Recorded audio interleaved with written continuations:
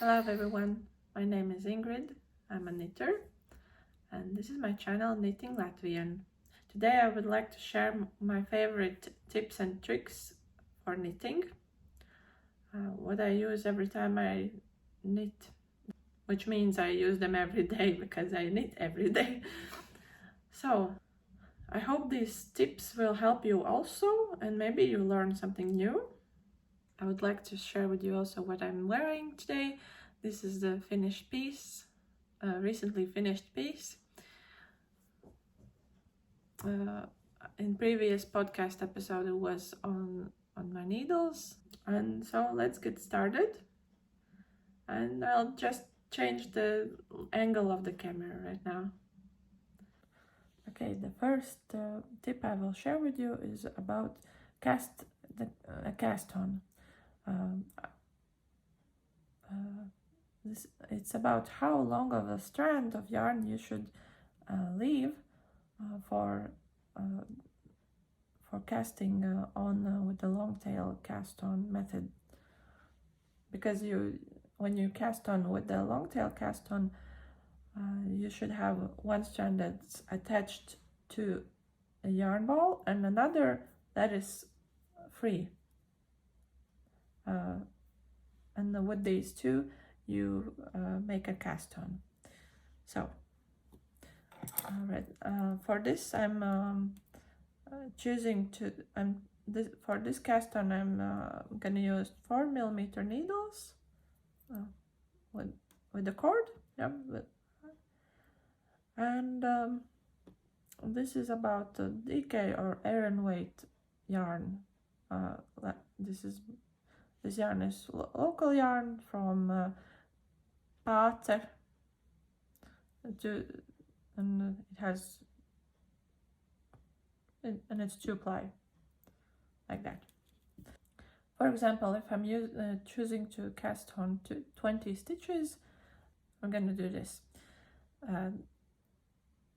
Start with the end of the yarn, hold it with your thumb, and make 5 rounds, loose rounds, like this, and then release them. This much yarn makes 5 stitches. So if we want 20 stitches, that means we have to multiply it by 4. That means we should fold the yarn for 4 times, like that. This is 5. We fold this part like this. This means now we have yarn for 10 stitches, and again if we fold it and measure it in the same length, now we have for 20 stitches. You may make this a little bit longer, like in 2 centimeters, and now you can put it on your hands and start the long tail cast on. There you make a slip stitch, or as I was taught, the first stitch is like this, and makes 2, and all the others will be by 1. Remember, while casting on, don't pull this strand too hard, so the cast on edge will be stretchy. The next tip will be about knitting in a round. For example, I will show you with knitting on a magic loop.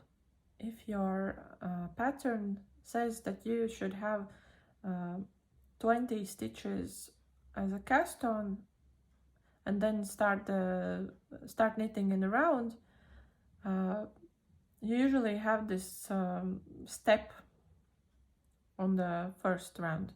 So I'll show you what to do, make it not so noticeable.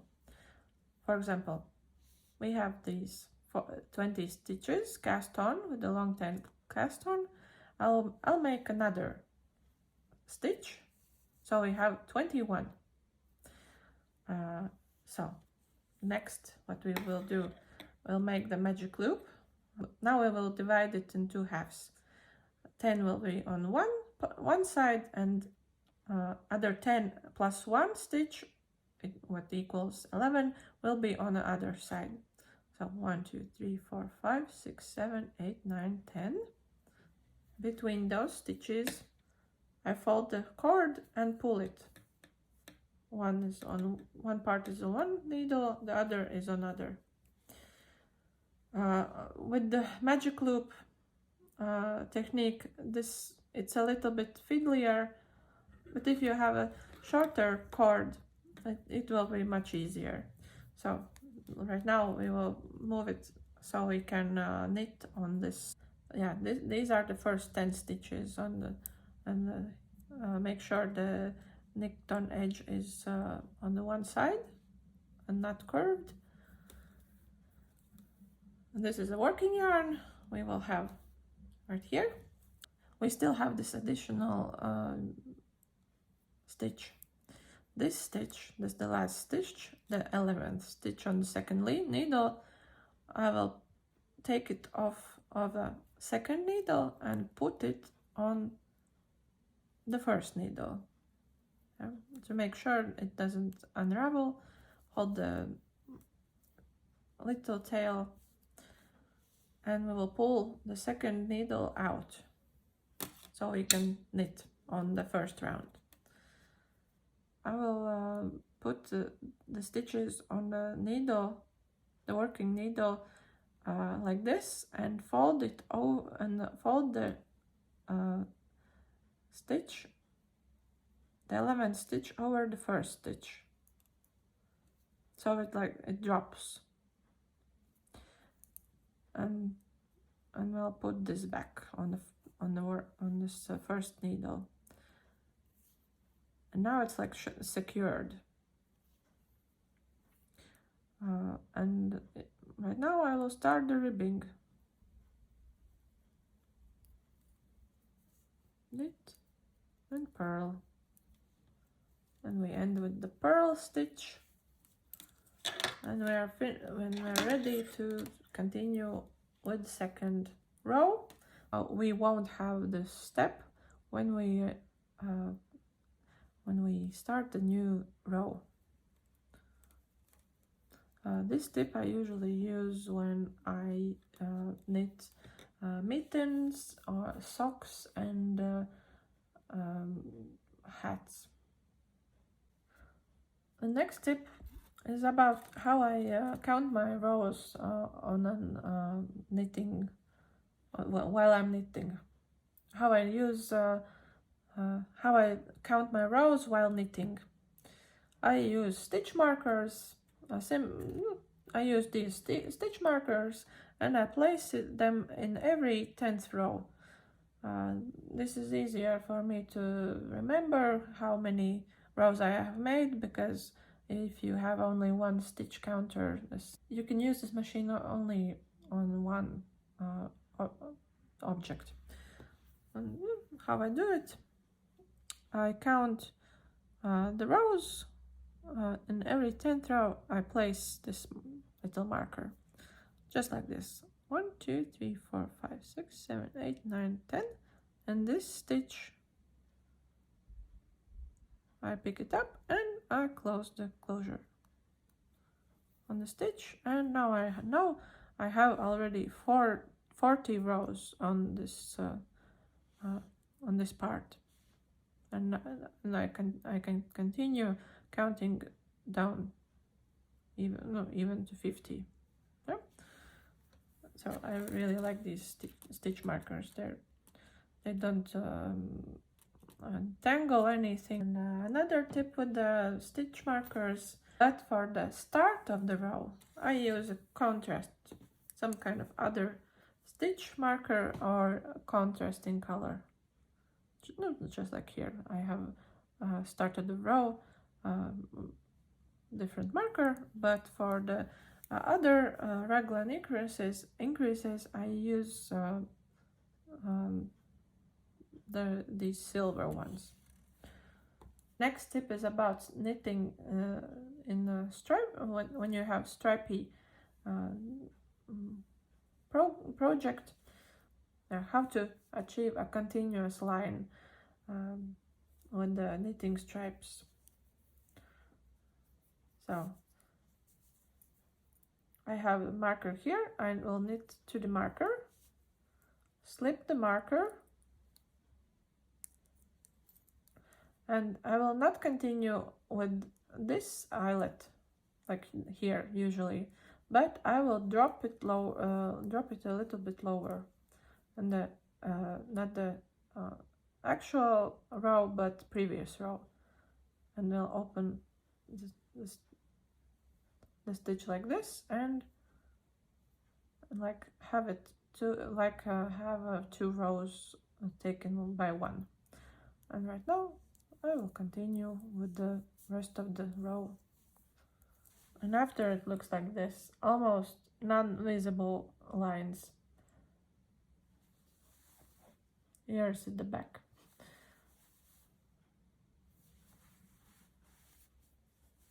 Next tip I will share with you is about joining the yarns.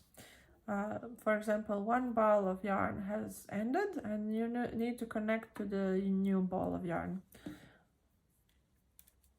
There are 2 methods I like to use because I don't like to sew in ends after knitting the garment.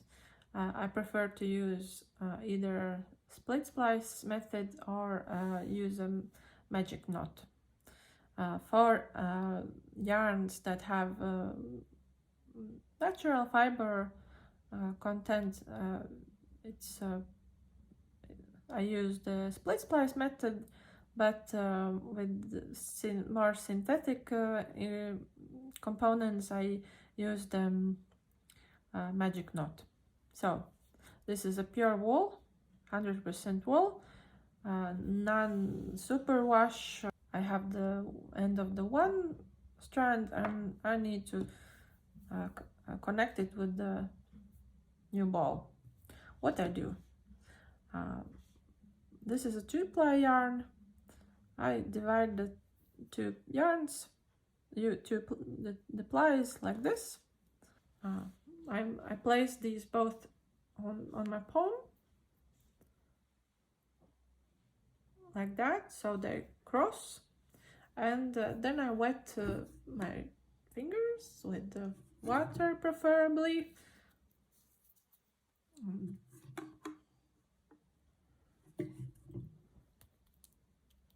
So now, by placing this other hand on the top of the first, where the yarn is placed, just start to felt them together.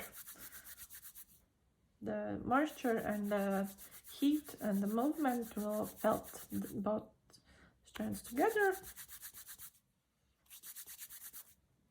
Do it for a couple times and make sure it becomes even. The strands doesn't poke. The strands don't poke outside. Poke out. The strands don't poke out. And here's finished piece. This part was the stranded one. Yeah, and if you lightly pull on it, it doesn't break. And what I do with synthetic yarns, I don't felt them together like with the split splice. I make a magic knot. These are the 2 strands I want to connect. So what I will do, I will cross them, loop it around once and twice. And then, like a usual knot, I will make the top part. Knot it once, and then I'll pull on the bottom and on the top part of the knot to make it secure. Yeah, I'm pulling it pretty hard. And the knot is ready. What I do, right away it is that secure, so I can cut off the tails of the yarn on one side and on the other.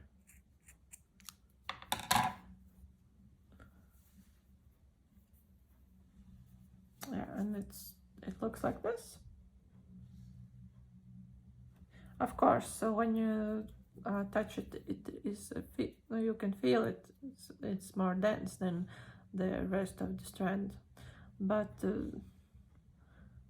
because I don't like to sew in the ends after so much, I rather do these knots. They don't bother me. They don't bother anybody that I have made gifts for. I think they don't even notice them. So with synthetic yarns, I use this method. Yeah, but you still sometimes have to sew in the ends of the project anyways. So I will show you how I do it.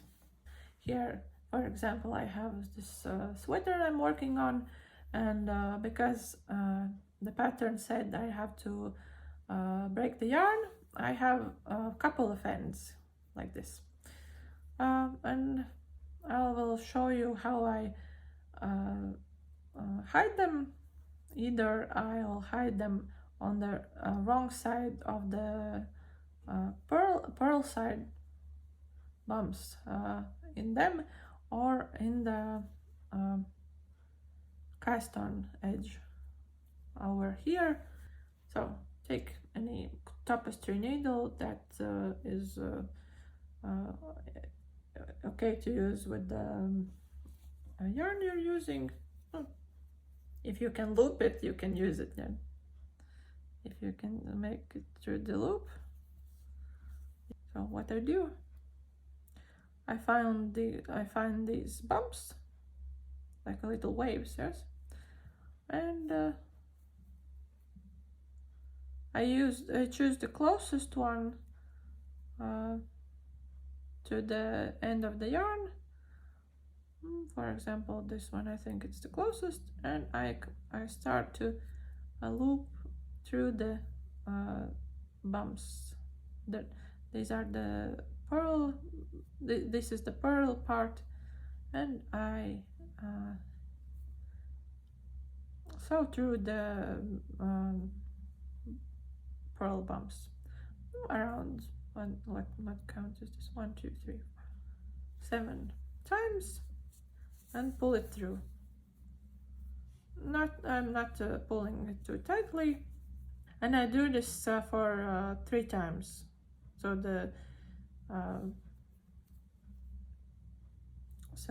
end of the yarn is secure.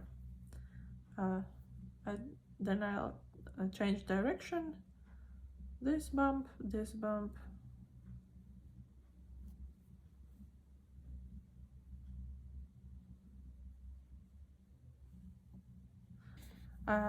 let's continue. We'll pull through the other and do this another time, but with changing direction.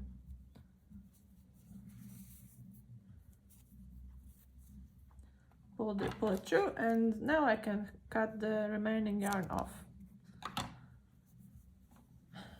It looks like this right now, and on the right side nothing is visible. Okay, I'll use this part of the cast on edging, and I'll loop these through to the side of the knit of the cast on one side, and turn the work and do it the same way on through the other part of the cast on edge. So this way the strand is more secure if you loop if you sew it in different directions. Yes, loop it through and cut off the remaining yarn, And now the both strands are hidden and they won't bother you. Okay, the next tip will be about casting off the stitches. Here I will cast off from the ribbing part. Usually ribbing is around the head cuff part or the end of the body part, or neckline. We like to have it stretchy. So what I usually do, I cast it off like this. I knit the first stitch, the purl stitch, and I'll slip it over the purl stitch like this. And the next one is knit stitch. I will knit and pull over the previous stitch. And to make this part even more stretchier, I like to use a needle that is a little bit bigger than I was working with. For example, I was working with 4mm needle. I will change this needle to number 5, and so the cast off edge will be even more stretchier. If you choose to make an Italian bind off, I will show you how to determine how long of a tail you should leave, because the Italian bind off uses a needle, a tapestry needle, for binding off, and you should detach it from the yarn ball, the working. Yeah. So how you determine it? This is the working yarn. With the working yarn, you wrap it around the finished piece already, loosely like this. This yarn is how much it's like a circumstance for the finished piece, but this you should multiply by 4, like this. Yeah, make it double and then make it 4 times longer, and then you split, and then you break the yarn. Because this is so not that wide, you can use it like you used to, strand the yarn through the tapestry needles loop and continue with the Italian bind off. But if you have a much longer tail, for example, you're casting off on the body, what I do, I loop it at least twice, and use the end of it like this. Yeah, and looping it through all the end through the loop. Then continue. The last tip I will share with you is about knitting tension. Not always, pretty rarely I will make the test part for knitting. I'm lazy in that way. I like to cast on the stitches right away and not think about making this and drying it and washing it and drying this, and that takes a whole another day. It's preventing me from knitting.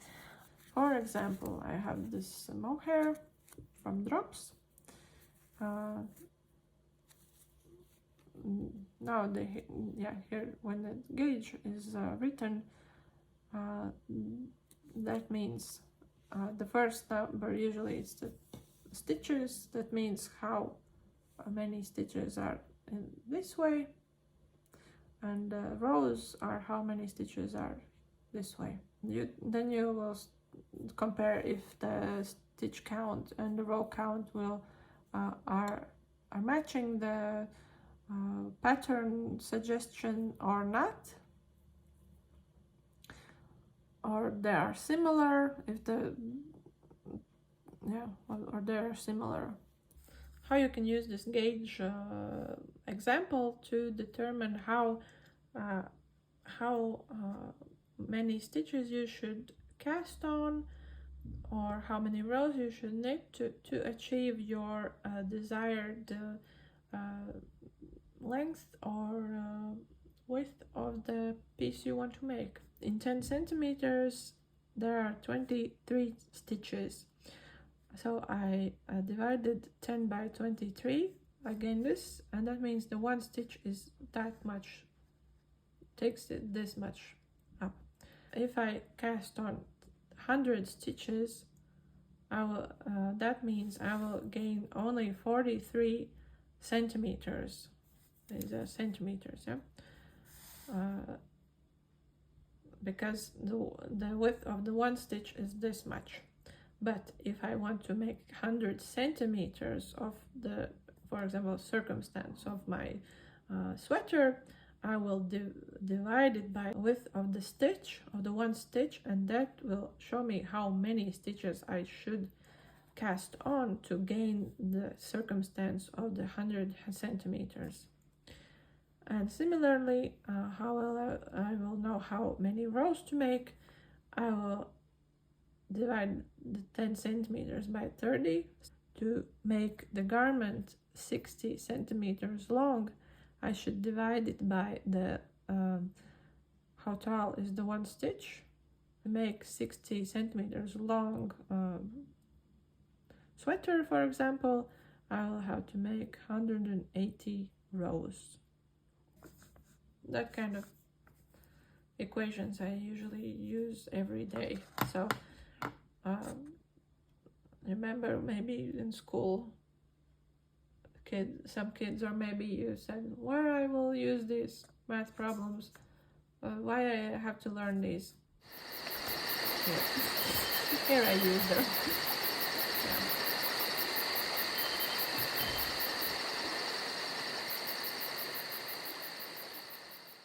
I think I'm missing a concert.